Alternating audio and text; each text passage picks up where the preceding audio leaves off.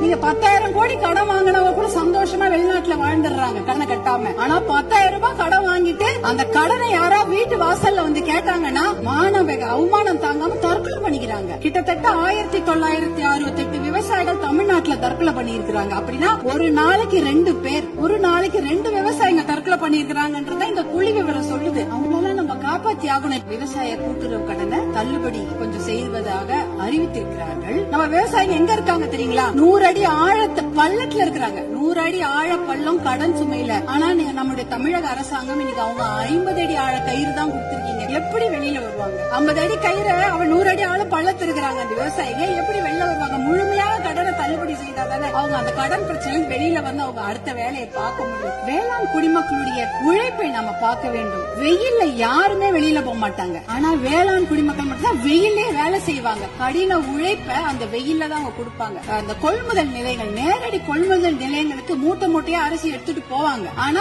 ஒரு கொள்முதல் நிலையங்கள்லயும் ஒரு நாளைக்கு இவ்வளவுதான் அரிசி எடுத்துக்க முடியும், இவ்வளவுதான் மூட்டை எடுத்துக்கொள்ள முடியும் என்ற அளவுகோல் இருக்கும். ஆனால் அந்த அளவுகோலுக்கு மேல ஆயிடுச்சுன்னா அந்த மூட்டையை வச்சுட்டு வெயிலையும் மழையிலயும் அங்கேயே இருக்கணும். அது என்னவா சரி, மூட்டையை அவங்க நிலத்துல இருந்து எடுத்துட்டு போயிட்டாங்கன்னா தனியார் அந்த கொள்முதல் நிலையங்கள் வாசல்லே படுத்து கிடப்பாங்க. மழை பெஞ்சிச்சுன்னா அந்த மூட்டையெல்லாம் உள்ளே முளைச்சிடும், கெட்டு போயிடும். இப்படி எத்தனையோ சிரமங்களை மீறிதான் அவங்க நம்மளுடைய உணவு